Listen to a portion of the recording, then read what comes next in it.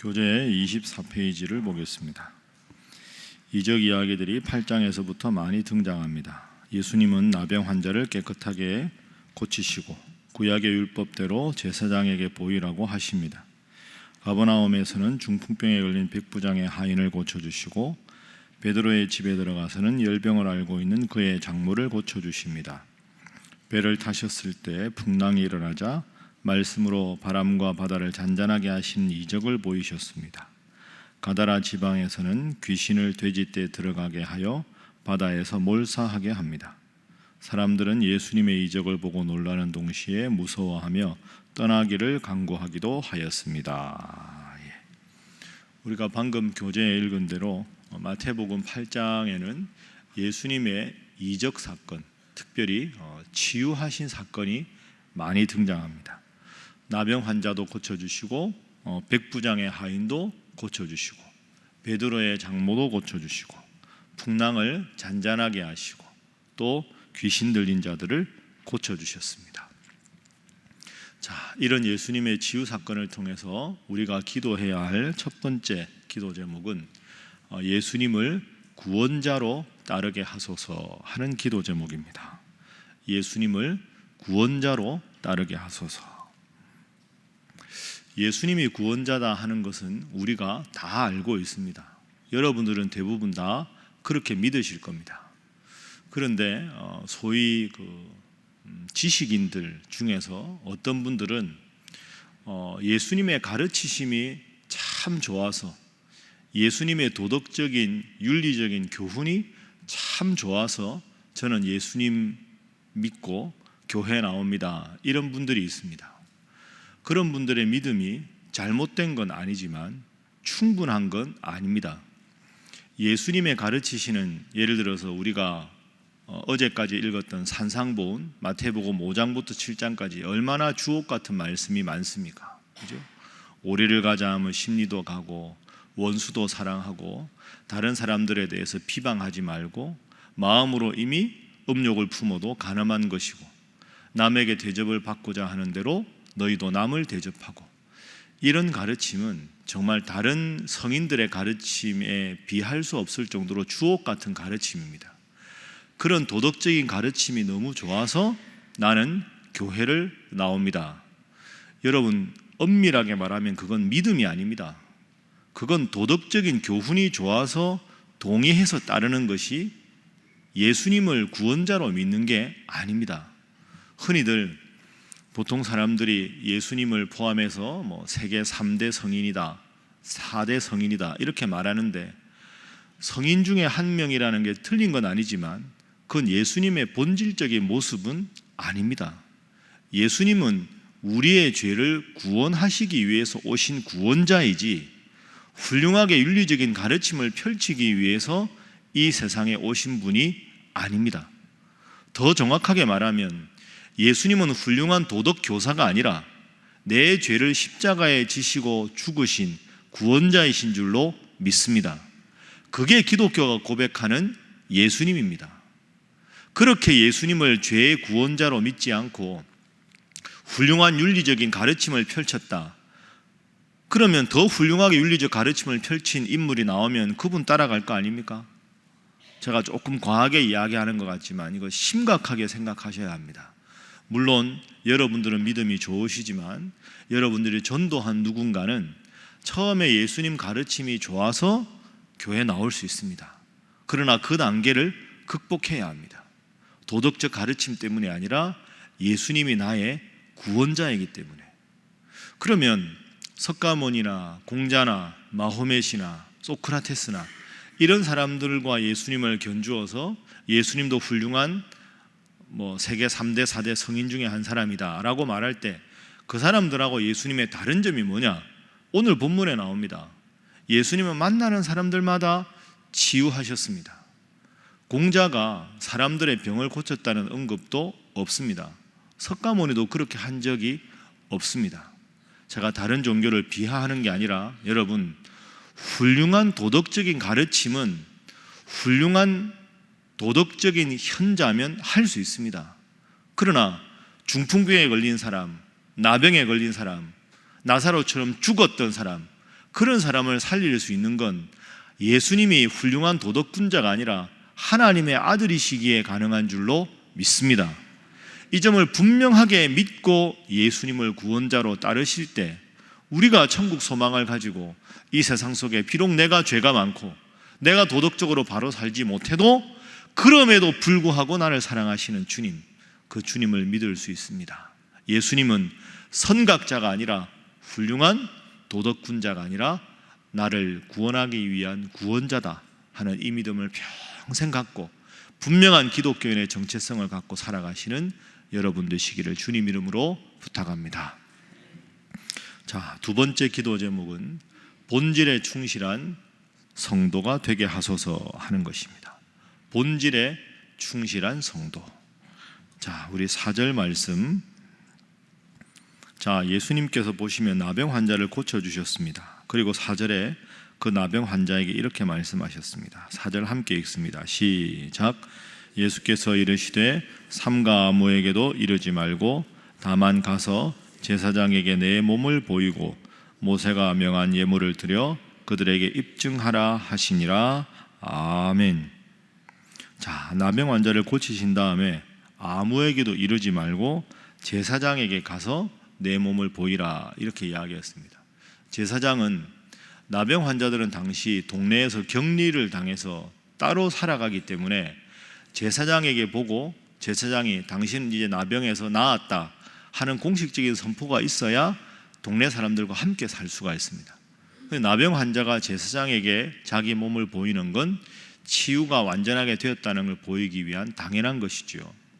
그런데 왜 예수님은 다른 사람들에게 알리지 말라고 하셨을까요? 여러분, 한편 생각해 보면 내가 병이 나은 것, 이것은 큰 기적이니 모두에게 알려라 이렇게 알리면 예수님에 관한 소문이 더 많이 나서 더 많은 사람들이 예수님 말씀을 들으러 오지도 않겠습니까? 그렇게 생각하면 가끔 예수님 기적을 행하신 다음에 누구에게도 말하지 말아라, 아무에게도 알리지 말아라, 왜 예수님이 그렇게 말씀하셨을까? 여기에는 예수님의 분명한 이유가 있습니다. 여러분, 예수님은 이 세상의 병을 고쳐주기 위해서 오신 분이 아닙니다. 죽은 사람 살리기 위해서 오신 분이 아닙니다. 거듭 말씀드리지만 모든 사람들, 신분이나 학력이나 모든 사람들이 가지고 있는 피치 못한 문제가 죄의 문제입니다. 이 죄 문제는 인류 누구도 해결할 수가 없었지요. 그 과거에 지은 죄 때문에 끊임없이 자책하고 후회하고 죄의식이 생기고 그 죄의식 때문에 불안해하고 전전긍긍하고 사람들을 만나는 걸 기피하게 되고 이 죄에 대한 문제는 누구도 해결할 수가 없습니다. 그래서 죄의 문제를 해결하기 위해서 예수님께서 이 세상에 오신 겁니다. 그런데 예수님은 왜 사람들을 고쳐주셨을까요? 죄 문제는 죄 문제고 지금 당장 고통당하고 하루하루 살아가기 힘든 큰 병에 걸린 사람들을 외면하실 수가 없어서 고쳐주신 것이지요. 사랑하니까. 자, 이 점을 잘 생각하십시오. 예수님은 모든 병자를 고쳐주셨지만 병자를 고쳐주시기 위해 세상에 오신 것은 아닙니다. 예수님은 우리 죄 문제를 해결하기 위해서 오셨습니다.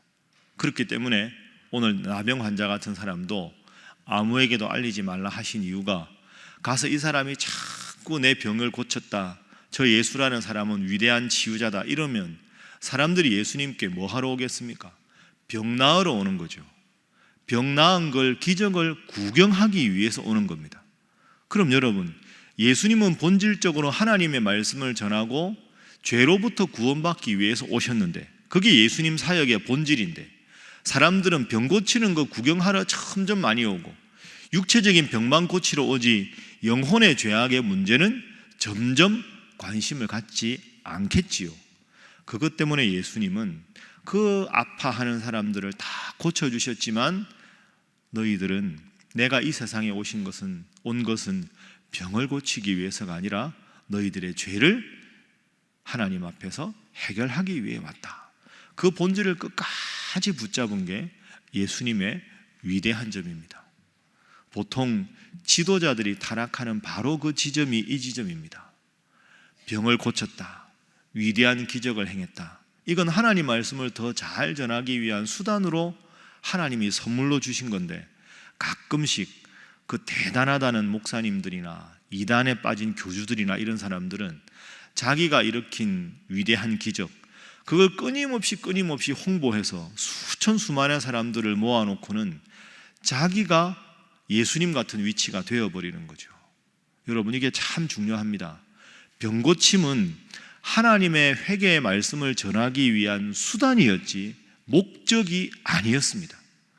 그런데 주님께서 주신 이 선물을 내가 돋보이고 내가 더 유명세를 얻기 위해서 그걸 가지고 이용하는 것에 타락의 근본적인 원인이 있는 것이죠.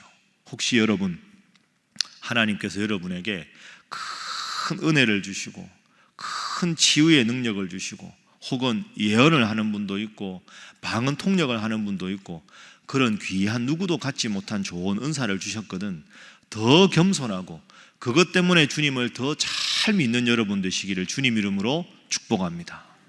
남들보다 더 훌륭한 은사를 가졌다고 그 은사를 가진 내가 돋보이고 내가 주님의 위치에 올라가는 것, 그건 교만은 패망의 선봉이라는 말씀을 기억해야 합니다. 끝까지 하나님께서 보내주신 본질적 사명에만 충실했던 예수님, 이 꼭 붙잡으시고 항상 주님 앞에 겸손하게 나와서 기도하시고 말씀 읽고 그래하여 본질을 붙잡고 예수 내 구주 평생 외치는 여러분 되시기를 주님 이름으로 축복합니다.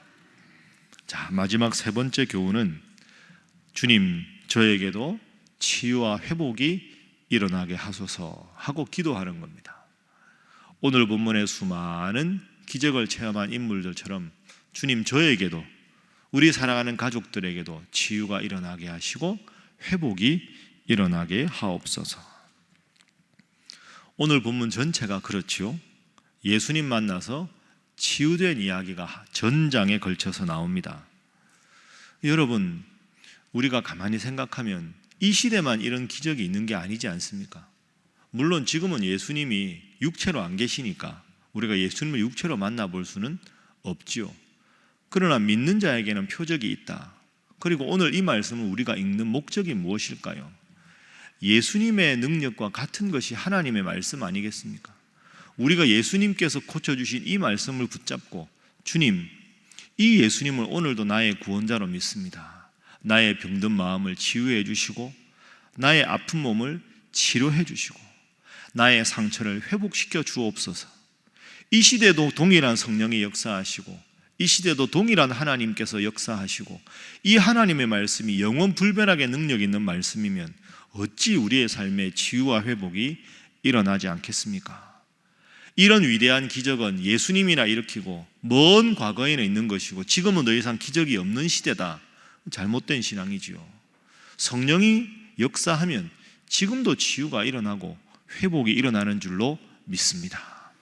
말씀을 매일 읽으시다가 오늘 이 말씀 붙잡고 내가 기도해야 하겠다.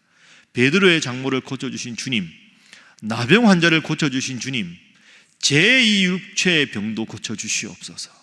말씀 붙잡고 간절하게 기도하고 믿는 자에게 주님께서 표적을 주신다 하셨으니 과거의 말씀, 윤리적인 교훈에 불과한 말씀이 아니라 오늘도 내 삶을 부흥시키고 나를 회복시키시고 나를 치유하시는 이 위대하신 말씀 붙잡고 늘 기도하셔서 하나님의 은혜와 하나님의 기적을 체험하시는 여러분 다 되시기를 주님 이름으로 부탁합니다.